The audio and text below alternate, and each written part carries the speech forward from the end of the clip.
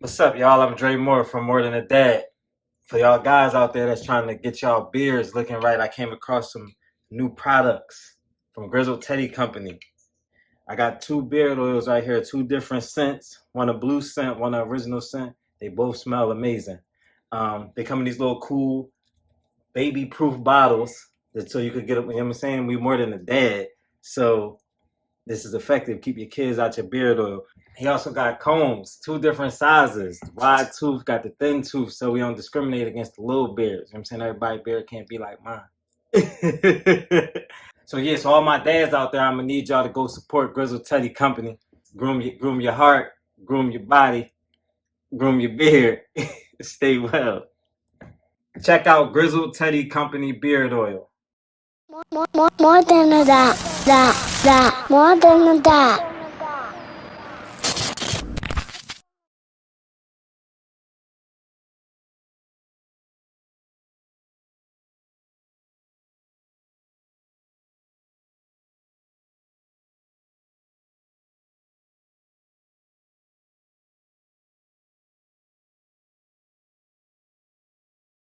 Welcome to More Than a Dad podcast. I'm your host, Lou Mobley. I'm joined by the coolest guy on earth, Dre Moore. What's good, y'all? And I'm joined by one of my new friends. Thanks. Sir. Yes, sir. Yes, sir. My fishing buddy, contractor, father. Vic, what's up, man? What's going on? What's going on? Man, we happy to have you, man. We're going to shout out L.A. today, Los Angeles, Yes, California. Yes, sir. We're going to get right into this, man. Fast 5 for you. Let's get it. Jump right into your trades, man. Sheetrocking or painting? Sheetrock for sure. Largemouth bass or catfish? Catfish. Spin rods or bait casters? Spin. Bait give me hell. Fishing with your daughter or going to the aquarium with your daughter? Fishing with my daughter. All right, podcast, John. Drink chance or $1 million worth of game? Drink chance. Drink chance. Is that easy? All right, that was easy. You know what I mean? Quick little fast I five. listen to a lot too, but yeah, that's easy. Let's get into it, man. More than a dad. So how's dad life? Man, dad life is everything right now. Everything. It's like an uphill battle, like legit. Every day is something new. It's great, honestly. Like if I was to sum it all up, it's great. That's like the best thing you can actually go through, if you ask me. Watching your offspring, like I was explaining to you before, just watching your child, watching somebody grow up under your wing is crazy. All right. That's crazy, man. No, we want to start this new segment. Let's get your thoughts on something. So I'm going to describe to you the scenario that I found on social media. So there's an organized girls basketball league. Let's just say they're aged like 10 and 11. Right. A mother yells to her kid to go hit an opposing player. The kid obeys his mom. She runs over there and she punches the girl and knocks her to the ground. Charges are being pressed on the mother who ordered the assault. But if you were the other parent of the other child, what would you do?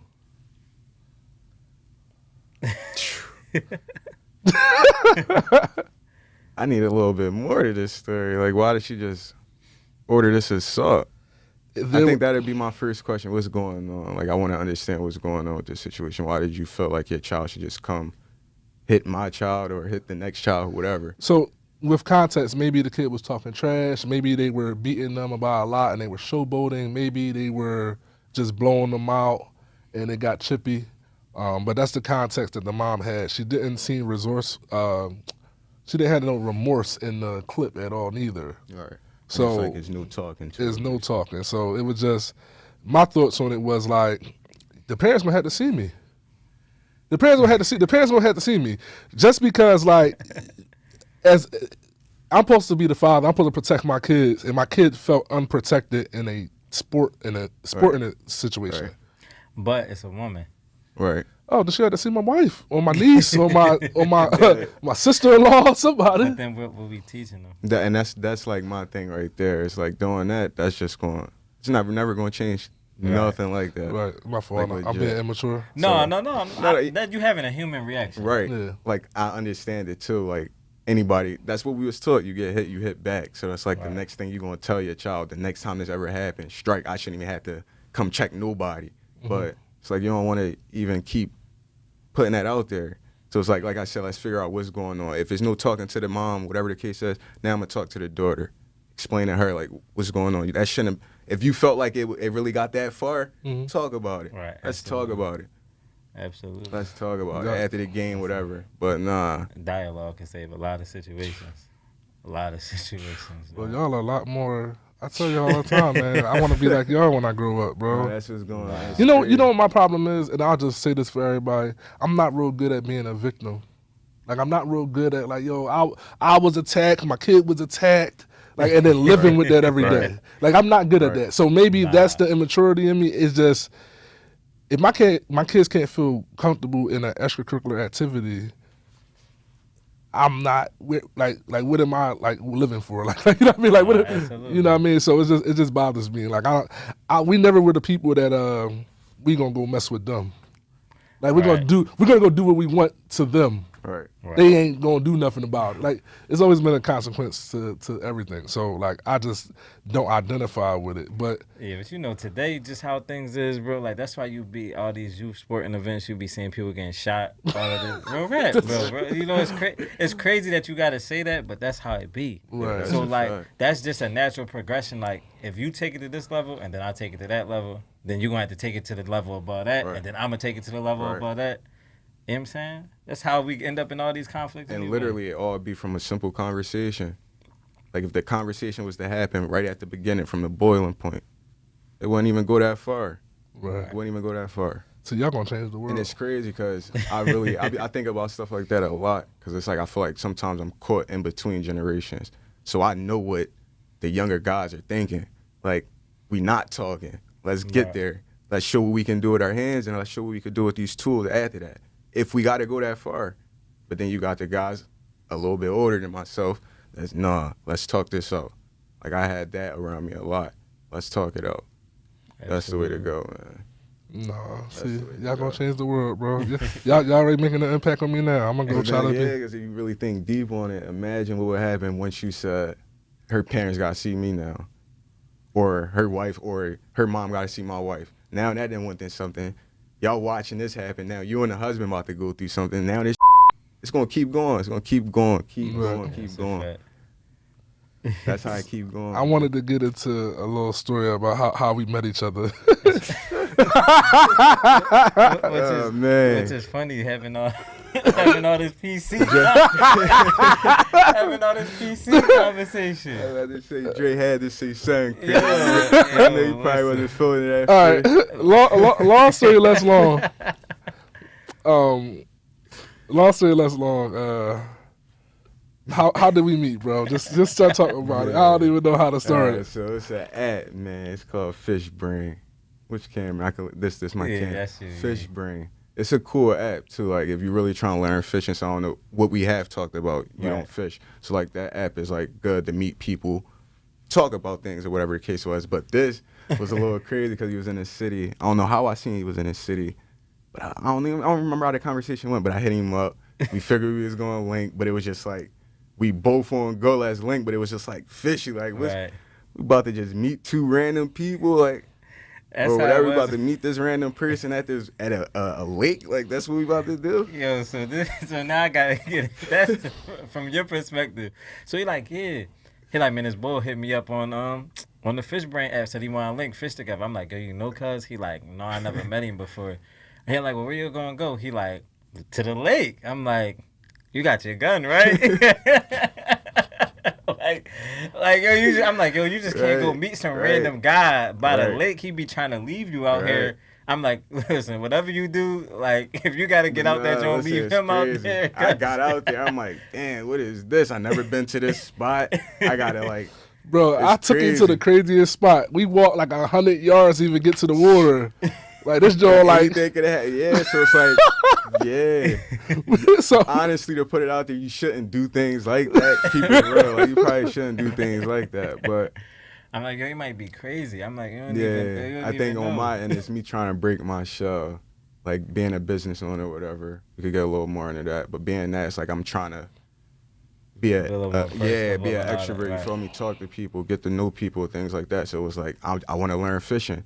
He want to learn fishing, or he fishing. He willing to link. Let's link. Right. That's what it was. When I got to that, like I said, I got to the lake. I'm like, the hell? Before you even get to the water, what is this?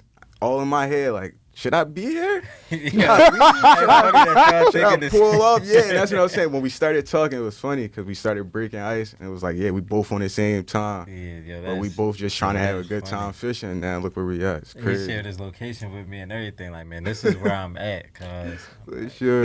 I test this man like, For yo, sure. nobody know I'm here. I'm here with this bull named Vic. This what he looked like. I sent this man pictures, his profile. I sent everything to Dre. I was like, yo, this is where I'm at. Yo, that is funny. But yeah, like he was just hitting me up on the app. He was like, you know, good catch, big dog, good catch, gang. And it was just like, that was like a mutual thing for a couple of weeks. And it was like, yo, we gotta get up. Then it was like, all right, we gotta get up to like, I'm a message. He messaged me. Right. Like, next time you going out? Right. And then we both from Philly, but we both live in the county. So it was like, then it was real easy. It was like, well, it's Jones down the street from where you live at that I go all the time. And you know what I mean? And it became easy. And like, when I was getting into fishing, I couldn't talk to nobody about it. Like, I didn't know who fished. So it's like... Right, so it was mutual. Yeah, like... Literally. So that's how I started. I got some more stuff from there. What has going on these fishing adventures done for you personally? Oh, man. Teaching me patience. Like, that's like a big thing. It's crazy because I heard like my whole life, patience is a virtue. Is that I think that's the saying, right? Mm-hmm. That's the saying, yeah. But I never really understood it. I always was like a fast guy. So fishing is like, you don't got no choice but to play at the pace of the fish, you feel me? Right. So it's like you learn off of that. Then it's days where you get skunked, what we be talking about. But then them days where you catching something, it's like you don't even notice the time going by. You might be out there for an hour, catch one fish, but that whole day is made off of one fish. So it's like, it's crazy. Patience is like the biggest thing I done got from fishing. And I really recommend that to anybody that's fast paced. Like, fishing is a great, slow you great down. thing. Yeah, slow you down. Yeah. True that. Who out there killing it? Like when you out there fishing, who you see out there killing it? I say my man, like anybody. Anybody, yeah, anybody. I say MDJ. That's crazy. We talking about fishing. Like, this don't happen. Guys don't just talk about fishing. At least our culture. But MDJ, I think his name is Michael Daniel Jr. or something like that. But he be killing it. Bass fisherman. I'm trying to get into bass to go back to that question, but catfish is where I'm at. True that. You don't want to admit it. I'll be killing them. Nah. I'll be killing it, That was bro. the question you wanted to ask. That's what he was I trying be to on walk the you board. into. I be on the board. He put me on now. I'm every time. Bring him in. You prefer fishing solo or with somebody? What's better? Definitely with somebody. Yeah, Definitely with somebody. I always have a better time. We get better picks. It's always better competition. One of the things I remember, we was at Bartram Village, and you caught a catfish, and it was like maybe the first or second one you really like held. And I was looking, and I took the picture, and I look at every now and then too, like how happy you look, like a kid in a candy shop, holding this, 20-inch catfish. Right. He like showing, he like happy, like he all teeth. Right. You know what I mean? And then it's crazy because he was always, so he first met, I was like, bro, I don't like holding the catfish. You know, you could get barbed and all that. Like, I was just anti-hold the fish. Like, they flapping everywhere. I don't want to touch the fish. Right. I'm pulling all the fish out the water. I don't want to touch none of them, right? He gets always like, big dog, just hold the tail this time. Or hold it from this and this. And now I just hold the fish down. He was the main one. Fire. He's like, for somebody like me, too, on the outside, that's fire to see. 'Cause it's like I really watched him progress from not wanting to touch it, stepping on the tail, all type, like, don't want to touch it. Now he... catch a picture. It's crazy. So, like, yeah, it's fire when you with somebody. Because when you alone, man, it's just like you're in your head. So, for the most part, either way, fishing is fire. But, yeah, when you with somebody, it's a little bit more enjoyable. Yeah. What would you say your best catch was? My best catch is definitely a 4-pounder. That's what my man MDJ say. 4-pounder, but 4-pounder. It was a catfish. I think this was like 26 inch. Was that It the was a one nice you caught joint. next to me? It was either what, yeah. Matter of fact, yeah, you took the picture of it. Yup. Yeah. Yup. My personal best was a 4-pounder. He was there, 4-4, something like that. Yeah. You remember the big joint you helped me get out the water, bro? Yeah. Dude, I think that was the first time we linked that Bartram. Bro, Was that the first time? What are you talking about?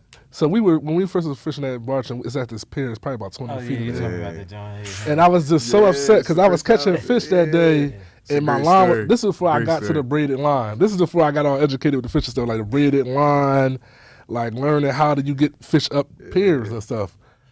Because you normally fish on the water, you just have a little net, get the joint. 20 foot up the pier, you catch a catfish. If it's more than 3 pounds, you damn near they hop in the hook or pop in the line. Right. So I caught fish and I'm recording and I'm salty. I done caught already 2 of them. I couldn't get up because they were too big. And he show up. He supposed to be in there. He always late. You know what I mean? He show up like an hour late. And he come. He like, yo, just get it up a little bit. I'm gonna hop the fence. I'm gonna grab the net. Cuz hop the fence. Go down there. And it's the biggest fish I catch. Like a 5-6 pound catfish. The joint head was like the size of a pit bull. Right. You know what I'm saying? Yeah. It was husky. And I started reeling it up. I'm like, yo, if I lose this joint, I'm sick. I'm done with this joint. He like, I got you, big dog. I got you. He got the net under that joint. He put the net in that joint. We get this joint. We hype. And this is the biggest fish I caught, and I wasn't touching fish then. Right. But it was just great to have the support because I was just, my morale was low, bro. I was like, man, I can't get none of these joints up the pier. Right. I'm catching everything. I can't get nothing up the pier. That's dope. That's all right. But he hopped the fence, dropped 15 feet down. Almost fell in the water and everything. Yeah, it was legit. Listen, I think it was high tide too. Like the water was right there. I said, "No, bro, we gotta get this joint up." But Yeah, that's hard. he got that and that was joint. my first time going there. So yeah, that was fire. that's For the lit. first time he gone, his first big catch. This was your PB, right? Yeah. So it was like a crazy Yeah, day. that's lit. That was a crazy day. That's lit. Yeah, bro. What makes More Than a Dad fishing special to you, and something that you want to be a part of? I think it's crazy to even talk about, to even think about. I was just having this conversation with my girl, but the fact that I never was taught fishing, I won't say that. I've been Boy Scouting once, and they taught me, and I caught a catfish before too, but I didn't know nothing about it. Basically, he caught the catfish, honestly. Right. Put it like that. But yeah, nobody taught me how to fish. So the fact that you got other dads, so the group that you're talking about on the app or whatever, but it's like, or at least this is what I'm talking about. On a group on the app, it's a bunch of different dads just giving advice, posting pictures. So that's like fire to see. Being so I never seen it. So other people was into it. I was already trying to get into it. Literally, I was like getting into fishing probably like a year or 2 before we actually met. I wasn't catching nothing crazy. So it's like I'm trying to get into it. You got guys that's already in. Perfect. It's like a community that was never there. Somebody said that was here. They said that you're doing something with the podcast that it's like you filling in a gap, basically. That's how I took it. But that's like the same shit with the fishing. Excuse my language, but the same thing with the fishing, man. That's crazy. You starting a community for people that don't know nothing about it, could get into it. So again, like Dre, you don't fish. Right, That's don't perfect, fish. bro. Right. Tap into it. Absolutely, we got That's plans. cool, man. That's fire. So what you on? You on to something, man. Whatever you on to something. Appreciate Yeah. it, bro. With that being said, man, we gonna definitely try to do a fishing retreat for More Than a Dad the weekend before Father's Day, basically. So that'll be coming up in 2023. Sure. I want to finish this segment off with like Vic always asking some super deep questions when we out on the water, bro. Like where do that stem from? Where you be asking, like we be fishing, it'll be all about the type of line and hooks, and then I know where he'd be like, Lou, like how you managed to stay out of trouble your whole life? Like it be like, yo, how we get there? Like how does that work with you, bro? I've been like that, bro. Like I've been an observer first. So I always watch. Then somebody told me, start picking brains. If you're gonna watch, start picking brains. So ask questions. Like don't just be there watching things. Don't be that person. Ask questions. So I try to fill things in. That question particularly in my mind, I don't know what I was thinking, but I know I had to been in a dark spot. I won't say too dark, but that's what made me ask you that. So that's me. It's like I'm always in my head. I'm always thinking. So yeah, I try to pick your brain if you're there. Try to No. pick your brain. That's what it is. hard. So he come with a mad deep question. It'll be like in between. We both caught something. Yeah, bro. Like how you doing this dash? like, bro, where that come Gotta from? get you on the spot as soon as it comes. Yeah, As so- pops in his head. And then it hit different too. So I could text you these questions, but it hit different when you asking somebody right on the fly. You feel me? It's Right. like, you get their natural. yeah, answer, you know what I'm saying? exactly. You get It their most natural hiccup or answer. whatever. Like, matter of fact, when you asked me right on the fly about the Nick Cannon situation, it was like, damn, right there. I don't even know how I can answer that. But yeah, like I like things like that, man. That's Ask so on the good. fly. Ask when you see somebody. That's just me, man. I'm a in-person boy. I don't like to talk.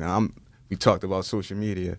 I'm not a big guy on social media, man. I'm an in-person character. That's how I like to put it. Old school. Yeah. All right, let's pivot some of this little dad stuff. Can you talk like about your life growing up and like your dad and stuff like that? Yeah, sure.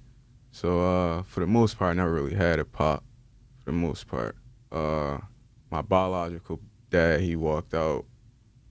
I want to say when I was 3, my little brother was 1. He walked out. So fast forward a little bit, my step pop came around. This was probably like 7.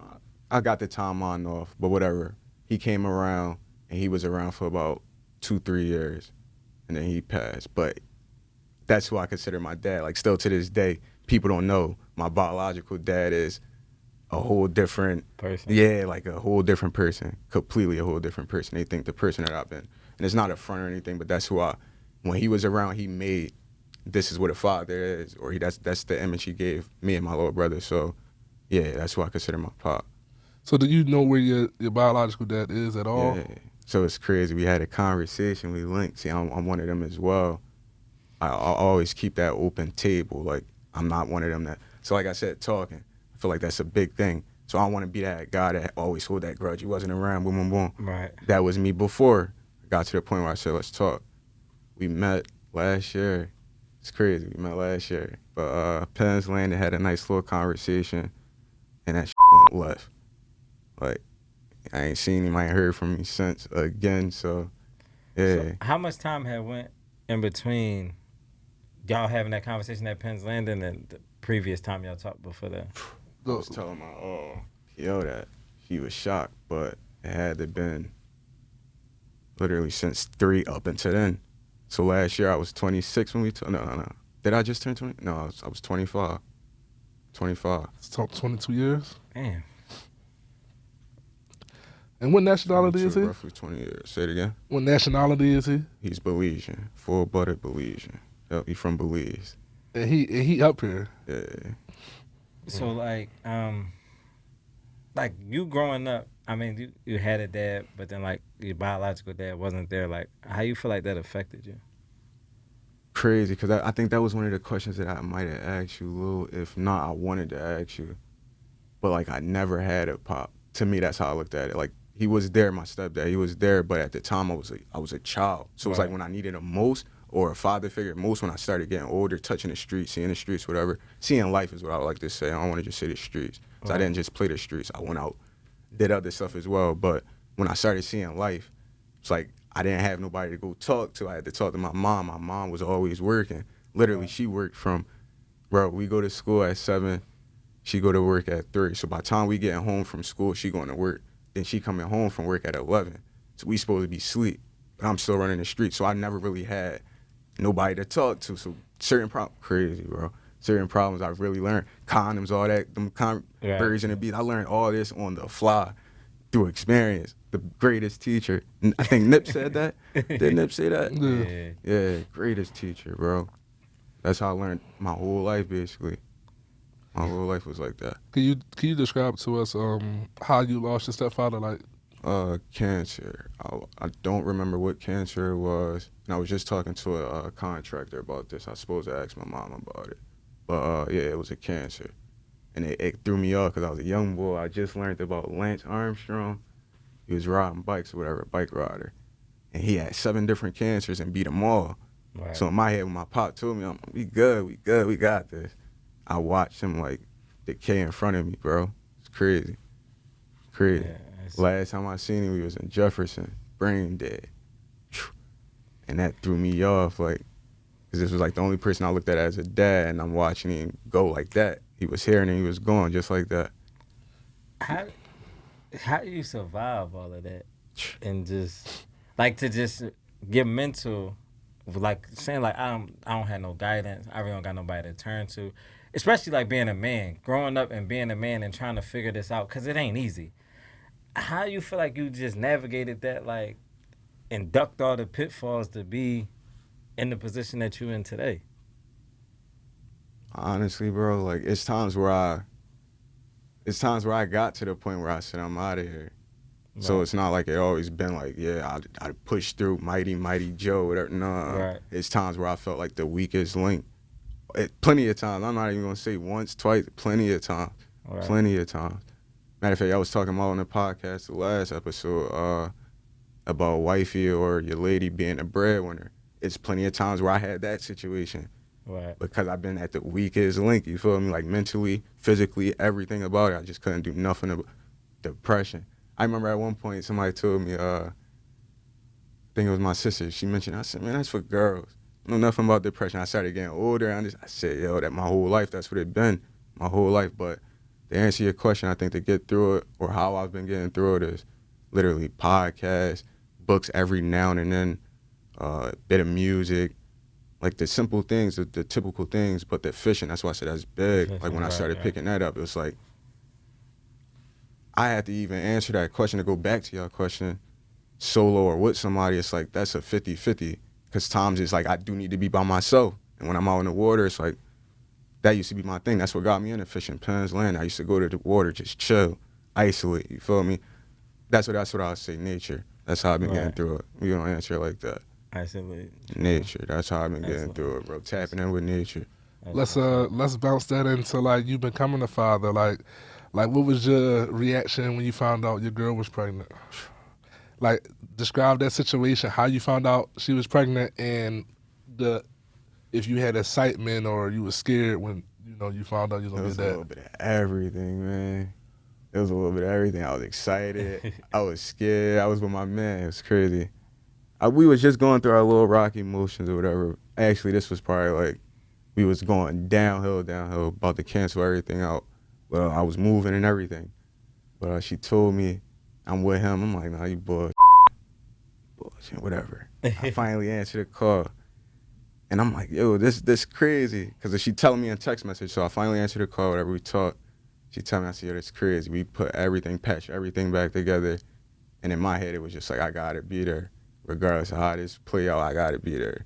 So yeah, to answer that, it was like a little bit of everything, bro. A little bit of everything. Like, that just choked me up because it was literally a little bit of everything. Like, everything hit. At the time, I might even been going through depression. So it was like, I was really not even in the right mind to even be a dad for real, honestly. But yeah, it all came back together. As I said, can you talk to us what your experience was like in the delivery room and all that? Yes, sir. So we didn't do the gender reveal. I'm a young guy with an old soul, you like to say. So y'all didn't know the sex before it? Nah, the whole time, the whole 9 months. We rocked out. And I'm a young guy, so when we was in the delivery room the whole time, they like, every time we went to the hospital, y'all still don't want to know the gender. It was shocking the nurses and everything, but yeah, the whole time we didn't know. But when it popped out, it was like, people say you cry. I was just shocked. Like, yo, it's life. I watched the first couple of seconds. She was about to kill my young boy because she wasn't pushing hard enough, whatever the case was. I'm like, yo, I'm high, and yo, push. Yo, she even said it. She said, this the last push. If not, we got to cut her open or something. I said, come on, push. Right. She pushed her out. Head popped out.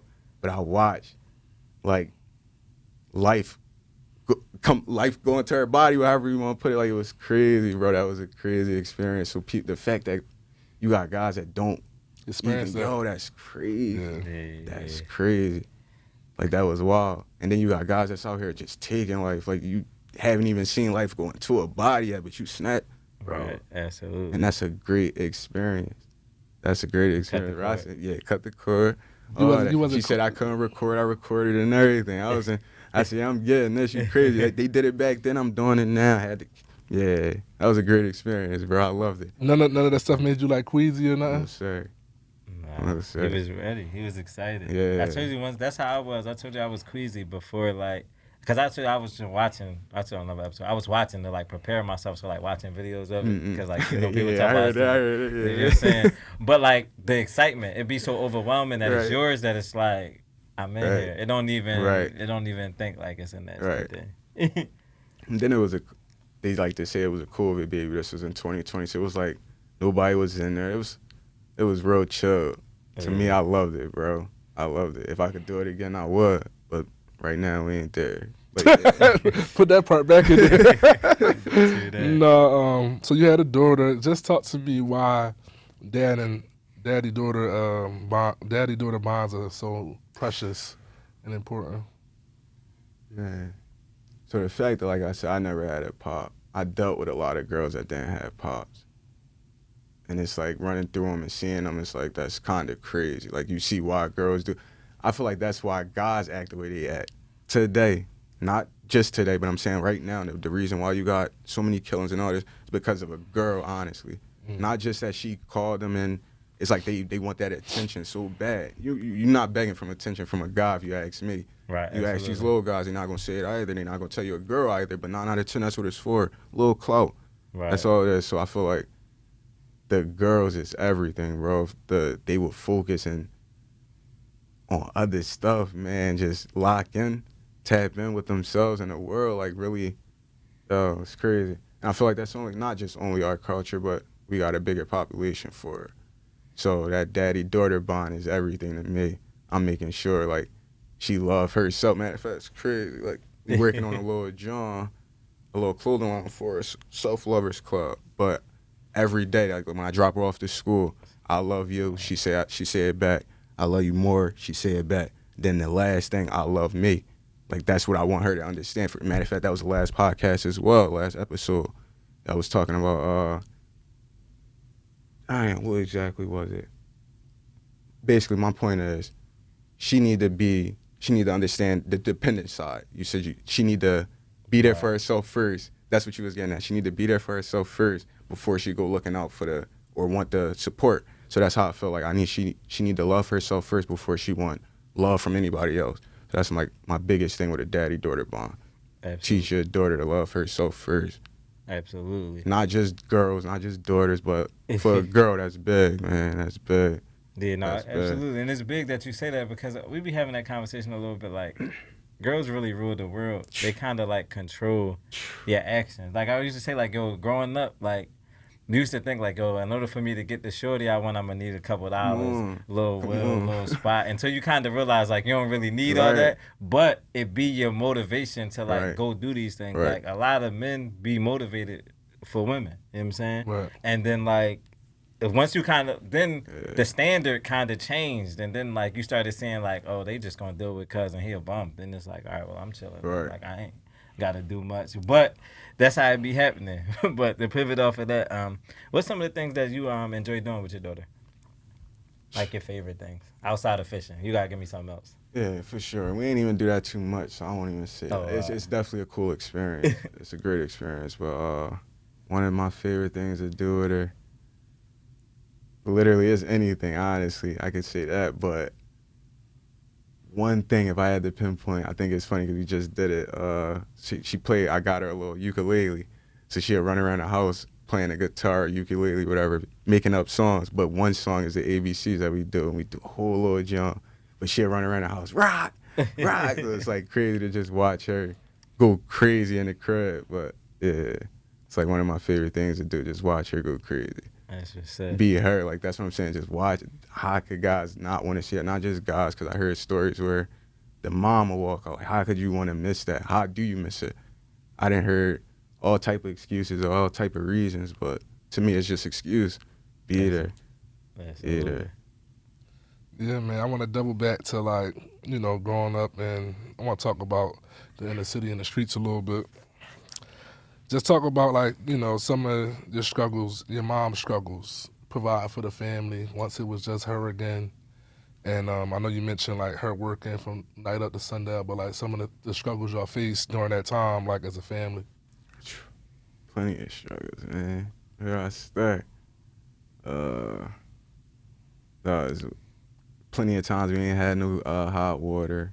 That's like a typical thing in the city, if you ask me. I remember one time I was thinking about this recently. One time we walked the shot right. It's probably like a 20-minute, 30-minute walk, whatever. Walked the shot right in the cool. I watched my mom stretch $40 for dinner for a week. Like, that was crazy. And now it's like, I think I thought about this recently because me and my girl was talking about how everything is just like bouncing. But like, and then it's like some people don't even pay attention. I'm young. Some people can't even have this conversation with me. But yeah, I watched my mom. We walked, me and her, the little basket, $40. And I watched her stretch that. Like, that was crazy. So that played the part of me jumping into the streets, man. You watch that your whole life. It's like, at least when you, like I said, when I needed a father most, when you're a child, it's like, it matters, but I don't think it really matters until you, at least for a guy. The girls need the dad. I can't even say that, but you get my point, man. Absolutely. Watching that is just crazy. Was it easier to just jump in the streets versus like get a job, or was that like an age thing? It was an age thing for sure.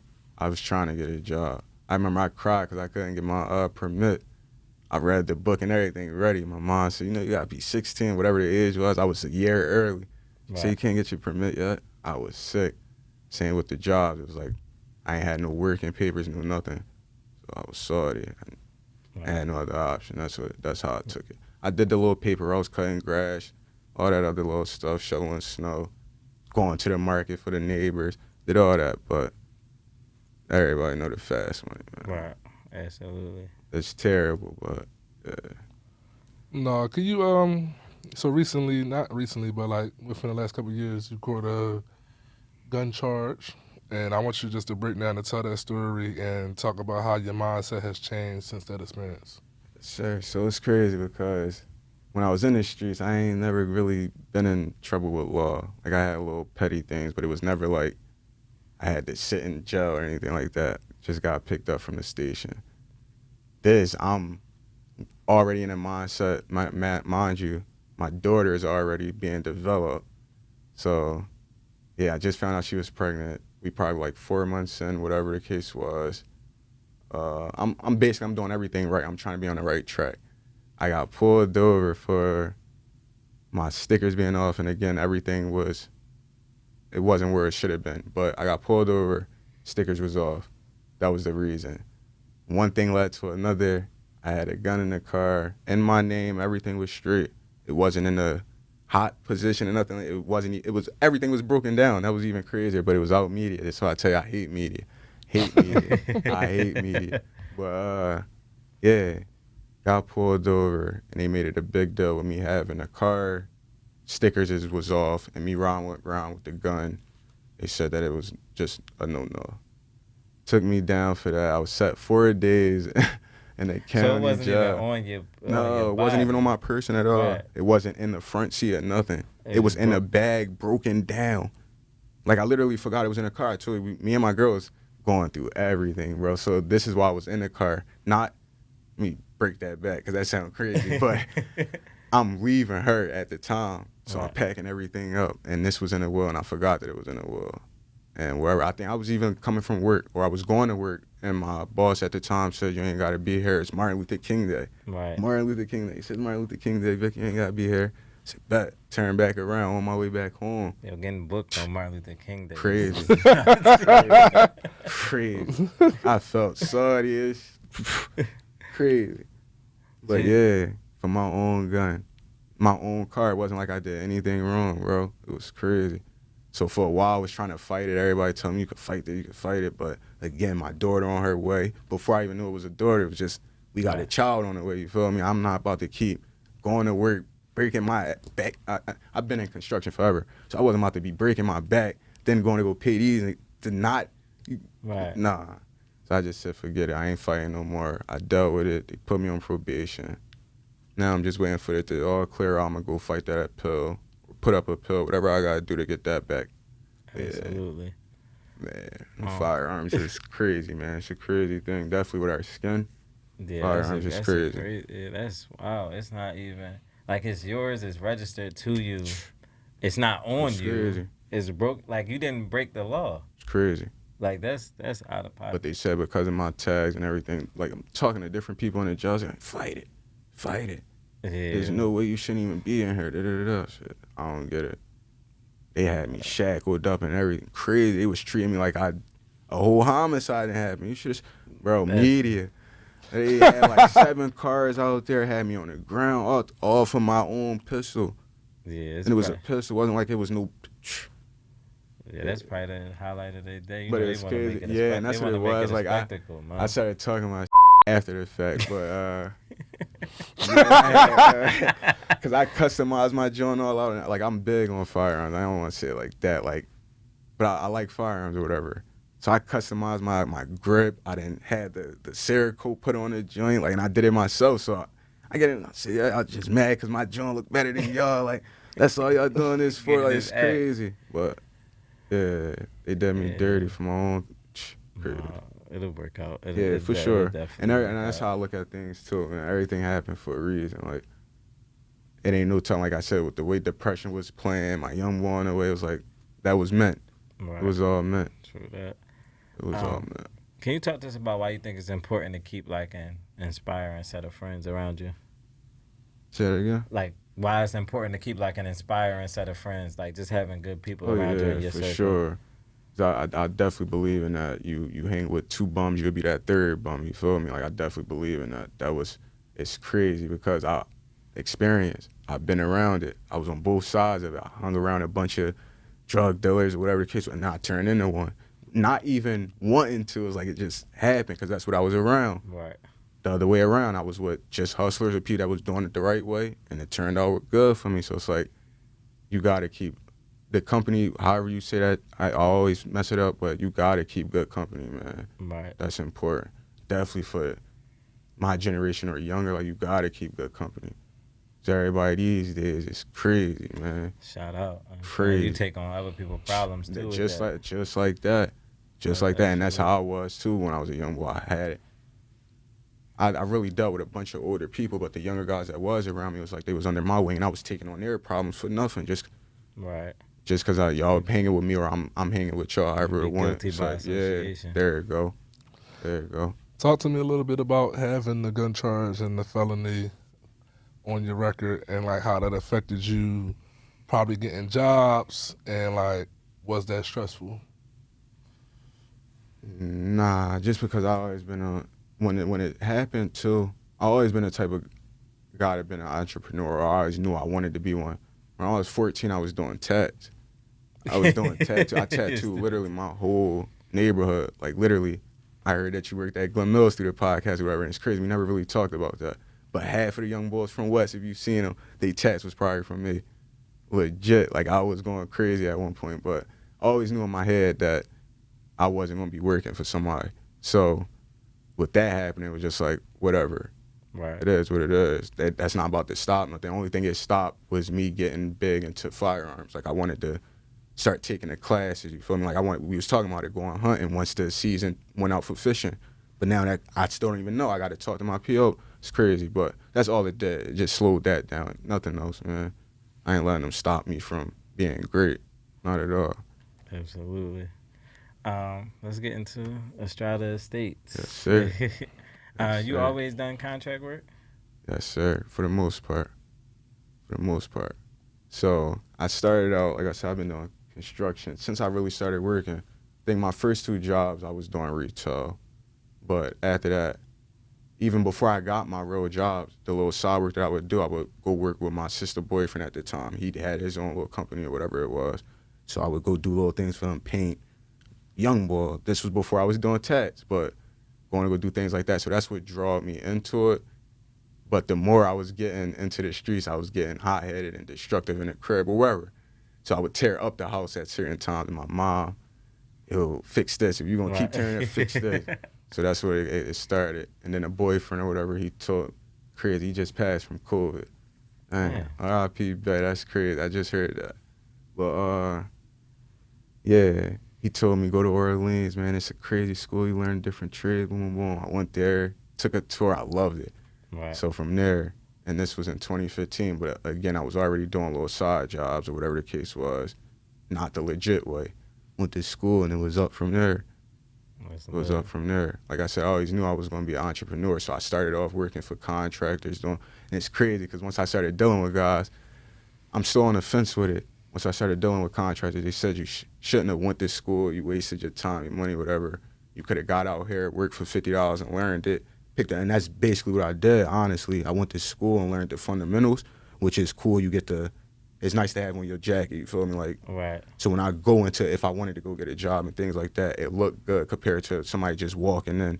But, yeah, honestly, you can get out here and learn. That's actually the thing with, like, trade schools, because I had went to trade school before I was driving bus. And I went to trade school to go work on cars. So, like, and I had learned stuff from my pop growing up on how to work on cars, but more so, like, what you speaking to is, like, when you go to school, you learn, like, the technical aspect of it. Right. So, like, it's in a bubble, kind of. Like, they're going to teach you concepts on this is what this should look like, this is how you should do things. They're going to give you the concepts, and then you got to go out here in the field and figure it out. Like, what you're not going to learn in school is, like, if this goes wrong, how I'm going to fix it? How do I change it? Because everything's it's like in a vacuum. Everything is in a perfect world, it would look just like this. So it's that balance. You know what I'm saying? Yeah. And once you in the field, you're gonna be learning little ins and outs, shortcuts, things they're not gonna teach you in there. For sure. But you got the concept to back it up too. So you got the best of both worlds for real. For sure.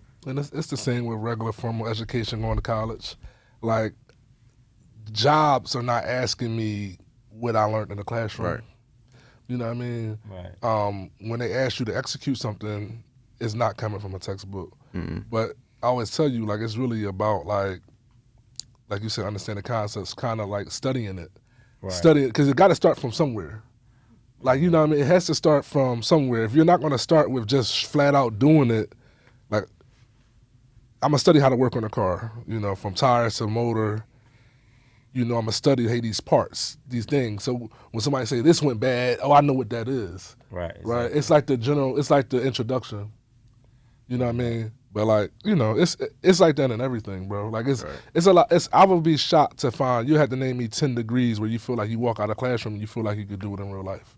Like, you know what I mean? You had to just show me that. You had to just show me that, bro. Maybe med school or something. Right. Even they still, med students be poking and pricking people. They don't. I was just having this argument with somebody I was talking to my mom. That's what I was talking to. I'm like, man, doctors don't be knowing nothing.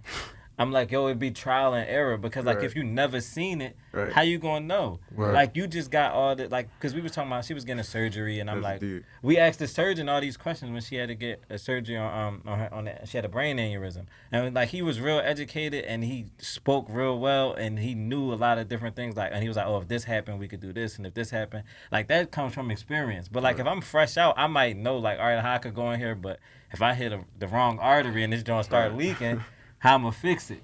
That's the part that, you know, you only getting from experience. You know what I've done with formal education? I've been able to go to school, learn the terminology and talk it, and then go on an interview and get a job and then just show and prove. Right. Yeah. Now, that's really how I've been able to navigate life. That's what it is. You know what I mean? Now, if you can't talk it and you really can't do it, I don't know. I don't know how to really even, you know, help you. Right.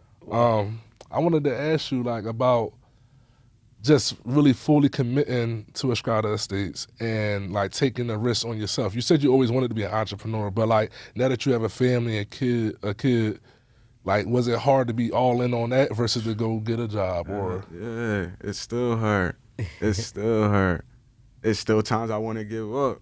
Like, for sure, it's still hard, but I think that was something that I definitely picked up from my mom, like, watching her not give up and not give in, just making it happen. Right. It's like that's instilled in me now. So at the end of the day, I just keep looking at it, like, keep going. Regardless, like, you'd already done started too. That's even crazier to think about. You started, but then you stop. That don't make sense. So it's like, yeah, it get challenging for sure. And I understand why certain people don't go start businesses, not just construction. I see why. You need a whole team. I'm literally doing everything by myself. I'm my accountant. I'm my bookkeeper, whatever. I'm Right. everything. I go get my materials if I can't get this shit delivered. Like I go do everything. I'm everything. So yeah, it gets stressful when my laborers BS me. Then I gotta go do that extra work. If somebody don't show up, now I gotta go to both jobs and talk to both clients and tell them this was going. No, everything. I understand why some people don't do it, but I guess being so that's how I started. I don't even know how it started. I guess just not seeing my mom not be able to support us the way I wanted her to, and not having a pop. I think that's what really put the grind and the dog in me, is what I should say. But yeah, bro, I understand why some people don't do it. It's not for everybody, for sure. It's not. You can't commit. Don't do it. Absolutely. For sure. What would you say is your best trade, a skill? Framing, sheetrock. Those like my best right there. Best nights. But I'm definitely that sheetrock. Like Sheetrock king. Yeah, I'm kind of. And I learned from it's crazy because I'm not one of them. Like I don't know what happened with us, but I love anybody that if I could pick your brain, like I said, that's what it's all about to me. So if I could learn something from you, I love you. Right. That's legit. If I can't learn nothing from you, I don't even know what we doing. Like, but oh, hey, show me something now. It's like every client love when I come through and touch that sheetrock, bro. It's like that finished hand is crazy, and it's not even to my own horn because main man showed me. But yeah, Absolutely. That's definitely one of my top. What's been like one of your favorite projects you worked on so far in construction? Like something that you probably got a lot of great pride in, you would want to show people like, yo, look what I did. This deck job I did. So if y'all do check my page out on Instagram, Estrada Estates, Estates. It's a deck job we did. Decking planters, Penn's Landing, Pier 2. Pier 3 or Pier 2. It might have been both. Might have been both. My bad. But yeah, crazy joint. It was like 80 decks. This was a little grip ago, so I'm off with numbers. But yeah, we did a set of decks and planter boxes, and it came out beautiful, bro.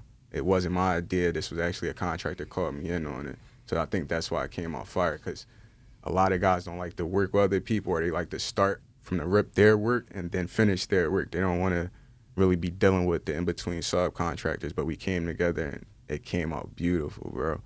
Beautiful. So that's like one of my favorite ones. Like whenever anybody wants to see some work, that's the first one I go to. See that first and then roll from there. Exterior. And I don't even like exterior work, but that was just, that was one of my favorite ones. Excellent. What's your 3 to 5 year plan? You're still pursuing your GC? No, so I was, but right now I'm thinking next year I plan on focusing on getting into real estate big. Like I want to go all the way in with that. So that's going to be my transition. I want to go to that, and I probably slowly fade from the construction. If I do it, just build my personal team. Like I said, it's like doing everything yourself is crazy. And then again, like I've been on a entrepreneur wave, so I still look at it like I'm not my own boss yet. You feel me? Right. I got to go talk to a client. I got to answer to a client. That's my boss. That's who cutting my check. So it's like it works because I set my own time and everything up like that. Like you said, I'm late, so I set up. I'll be there at 10:30. Right. You can't do this with a job. They want you here at 8 o'clock, 9 o'clock, whatever the case is. I got a young like. Absolutely. So it's nice to have, but at the end of the day, I'm not my own boss yet. So my next 3 to 5, I'm looking at becoming full-on boss move. That's Absolutely. My next 3 to 5. You got any sales going on right now? Yes, sir. So you got to catch it while it's hot, because it's fading. But yeah, we doing sales on a little bit of everything. So you get your floors done. It's a crazy discount. I'm not going to go too far into it. Follow us on Instagram. Yeah, but we got a bunch of sales going. Man, we getting to the end of this. I know you said you had some questions for us. Yes, sir. Yes, sir. Yeah, he got that on the phone. First one right off top, man. What's one of y'all worst experiences with it being a pod? I might have missed this on one of the podcasts, but the worst experience you had being a father. Or have you had any crazy Jones where you would say it was a bad experience? Worst experience for me definitely would have been like the disconnect that I had early on between me and my oldest son's mom. Just because like it's not enjoyable for us to not be on the same page.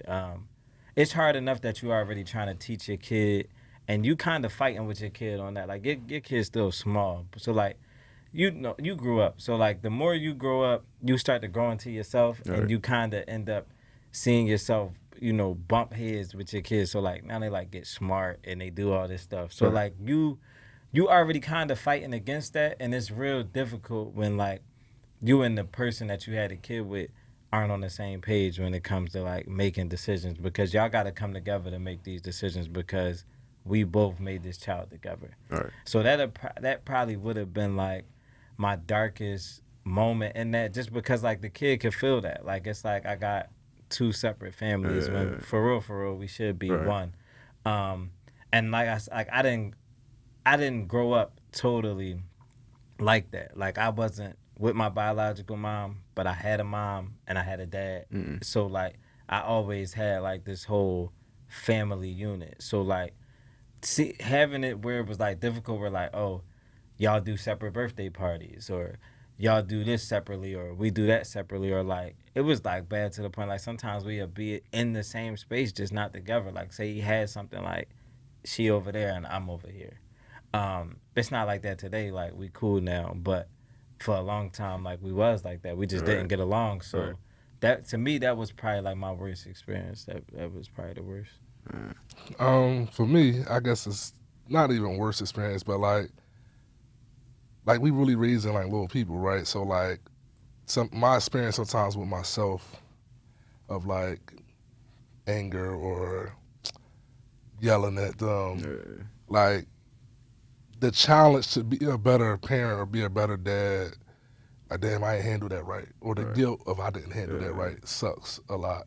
I told a story recently, like when I was telling my son, he's 4, yo, that's girl stuff, don't do that. And I felt like a nut. You know what I mean? Like I ain't like that. Manny is such a sensitive topic for me still, and he's 4, with the whole idea that I'm not his biological dad.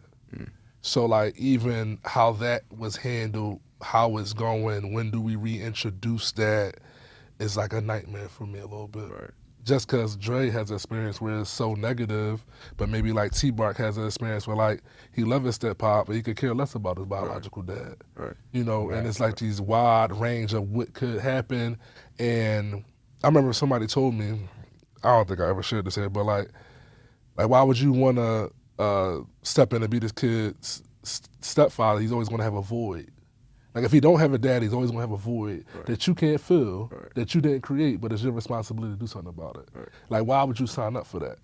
And that's always like in the back of my head a little bit too, of like making sure I handle that right. So like that's my, like it hasn't, I haven't quite experienced it yet. Like he's not old enough. You told me at a certain age might want to start introducing that to him and stuff. But that's like a negative, somewhat of a negative experience in fatherhood for me, is that my son's world is perfect right now. He think I'm his dad. You know, I am his dad, but you know, I'm not his biological dad, which may matter later. Like he might want to know where he come from, and now I got to worry about somebody else's cooperation, or they want to, you know what I mean? Or that he could be let down and hurt by somebody that ain't in the house. Like that stuff is like mad sensitive for me, bro. Like I ain't even really ready to be in it. You know what I mean? That definitely lead me to, I was about to ask, how do both y'all deal with that? Because that's both deep. Yeah. They both deep. So it's like, how do you deal with it? I want to say, kind of answer, it's like a Tom thing. It's like, well, yeah, and it's like you wait till you talk about it. Just answer. Like, how do you deal with that? Gotta, I told you, that's why I always said, like, my biggest issue with it was the fact that it was just a secret for so long. And nobody had no intentions on, like, they didn't have, like, you had a lie and then didn't have an end date for the lie. And that was my thing with it, because like that was my issue with my parents, because like I'm supposed to trust y'all, believe everything y'all say. What y'all say is right is right. What y'all say is wrong is wrong. That's just how we raised. That's just how it was. And then like by the time I turned 16, y'all just like, oh well, you know, your mom ain't really your mom. And it only came out because like I was pressing the issue about my birth certificate trying to get a job. Had I not, they said like they said their intentions were to tell me like when I turned 18. Or they would have had to tell me eventually, because at some point they was going to give me my birth certificate. But I think that's just a little bit of difference between like me and T-Bark. I think he knew the whole time. Right. That was my issue with it is I didn't know. I'm like Manny. I don't know, but how long do you drag that until? Because it just made me rebellious. It made me like, man, y'all been lying to me this whole time. Right, Like yeah. I'm cool off y'all. Like because like y'all could have just like I said, like had y'all told me, y'all could have told me when I was 10 or when I was younger. It's not like I was gonna go live with her. I stay with my dad. I knew all I knew was my dad. I felt love here. Like I was cool. It just was like y'all had me in the dark, and then like everybody around me knew. Like everybody in my family. Like it was. I told you it was people that was my age and younger in my family that knew. So like it was a conversation around the family that everybody knew, and then like I didn't know. So to me, it just created like like I said, like a trust issue between me to them, and like all of that became an issue. That was like my big thing with it. But I just, at some point we just gotta go. Yeah, we right. gotta let it rock. Right. Yeah. So you got for us, bro? We gotta get out of here. Let me get one more before we get out of here. What's one of your favorite? This gotta be a good one. What's one of like your favorite father figure movies? Like, what's something? Who's a great actor? Or what was a movie that you could remember that you loved the family scene or the father scene? It's almost like it's always the Denzel movies. I was about to and say that's John see, Q. I was gonna say, and I was gonna say John Q. What I was saying, John Q. Yeah, John cool. Q is. I still You know what cry I'm over saying? Yeah, that that's today, how deep, yeah. John Q is it for me, yo. Yeah, that was crazy. I played sports, so like he got game and stuff like that. Right. Them movies come to mind, like him Right. practicing, him Yeah. beating him 1-on-1. Right. You know, Right. I don't know, just that. Even like more recent, like the Kevin Hart fatherhood movie. Like me and my kids do the 2 kisses because of Kevin Hart. Right. Like they don't even know that's where we get it Right. from, but that's where I got it from. Right. You know, every time, a kiss for me and kiss for mom, even if she not here. You know what I mean? Right. We do that in the crib. All right, one more. What's one thing from your pop that you try to take off or take from and show your young? Never Show quit. you. Never quit. Never quit. Yeah, never quit. My pop. I think about it even like in regular stuff. Like my pop used to use that as like for anything. Like if I couldn't fix something or I couldn't put something back together, like yo, you gonna let that beat you? Yeah. Like he used to be on that time. Like like you ain't about to let that beat you. Like over nothing. So like never quit. Definitely. Daddy always be a man handle his business, so go handle your business. Right. You know what I mean? That was like it's always this thing. You make a baby, go handle that. You know, you signed up for school, go handle that. Facts. You said you're gonna do that job, go handle that. Honor your commitment. Yeah. Absolutely. For sure. All right, man. Solid. That's it. Thank y'all for tuning in. Appreciate you, bro. For sure, really man. This has You been know I've been great. wanting to come too. I don't know if you've been telling me, but yeah, I talk highly of this joint, man. This is fire. This is legendary. Legendary. If you was to ask me this or $1 million worth of gain, I would have said this for sure. Or if you put this in the category with drink champ, this is solid, bro. That's entertainment. This is like education. That's one of my things. It's like I follow the E's. You said it on one of the episodes too. Exposure equal expansion. Fire. He tapped in. Fire. Tapped always, Fire. But one of my things is education over entertainment. So that's like this, bro. This is fire, bro. This is legendary. Like it's entertainment, but y'all still giving game to a new dad. You feel me? I'm young. It's my first one too, so it's like I'll be catching some of the things y'all saying. I'm gonna go work some of this. You feel me? See what I could do with it. Yeah, fire, bro. This is legendary. Appreciate you. Legendary. Vic, man, we appreciate you coming on, doing More Than a Dad. Everybody, thanks for tuning in as always. We're going to keep bringing y'all this father content, keep the show going, man. Sure. Right. Until next time. We out. Join the More Than a Dad family by following us on Instagram, subscribing to our YouTube channel. Don't forget to join our Facebook group for daily questions, motivation, dad jokes, and new dad tips. If you enjoy our podcast, please leave us a review on Apple Podcasts and Spotify. Be sure to like, comment, and share our content with other parents. Last but not least, make sure you check out our new merch. The link is in the bio of our Instagram as well as the description of this YouTube video. We are truly grateful, and thanks for supporting More Than a Dad.